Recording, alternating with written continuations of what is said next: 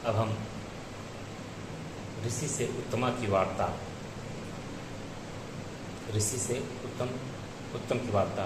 ब्राह्मण सुशर्मा की पत्नी को उसी घर भेजकर राजा उत्तम अपने विषय में विचार करने लगे। उन्होंने विचार किया, पत्नी को मेरे द्वारा त्यागे जाने के कारण ही मुनि ने मुझे अर्धयोग्य नहीं माना तथा निशाचर ने भी इसी तरफ संकेत किया है। अतः नित्य नैमित्तिक आदि धार्मिक कार्यों के हेतु अब हमें क्या करना चाहिए? उन्हीं त्रिकालज्ञ मुनि से पूछना चाहिए। ऐसा विचार करके अपने रथ पर चढ़ करके उस मुनि के आश्रम पहुँचे। राजा ने मुनि के चरण प्रणाम किया। फिर उस ब्राह्मणी व राक्षस से भेंट, ब्राह्मणी के दुष्ट स्वभाव की समाप्ति तथा उसे उसके पति घर भेजने का वृत्तांत सुनाया। फिर स्वयं को मुनि के पास आने के विषय में बताया। मुनि बोले, हे राजन, मैं जानता हूँ तुम मेरे से यह जानने आए हो कि अब मुझे क्या करना चाहिए, इसलिए जो तुम्हारे करने योग्य है उसमें बता रहा हूँ, सुनो।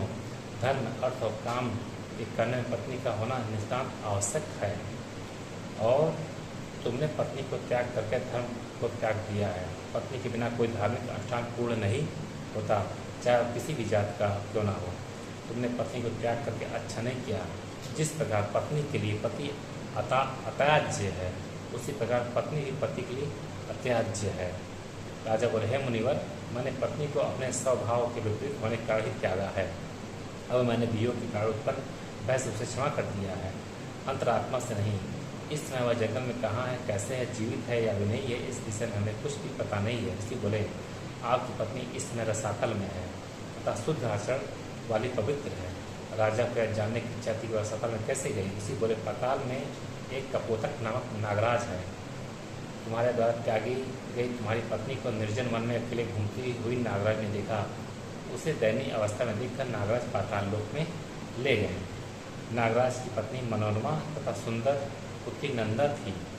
नंदा ने तुम्हारी पत्नी बहुला को देखकर मन में विचार किया कि यह युवती मेरी माता की सपत्नी होगी। अतः उसने उस युवती को अंतःपुर में छिपा दिया। जब नागराज ने नंदा से उस युवती के संबंध पूछा तो वह कुछ भी नहीं बोली।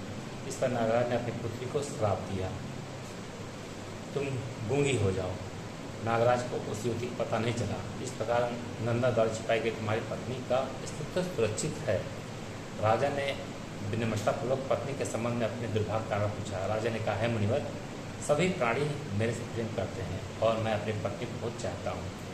तुम फिर भी क्या कारण है कि मेरी पत्नी मुझे प्यार नहीं करती तथा मेरे प्रति दुष्ट आचरण वाली है, सब क्या कारण है? मुनि बोले, हे राजन, जब तुम दोनों का विवाह हुआ तब आप पर सूर्य, मंगल और शनिचर की तथा आपकी पत्नी पर शुक्र और बृहस्पति की दृष्टि थी।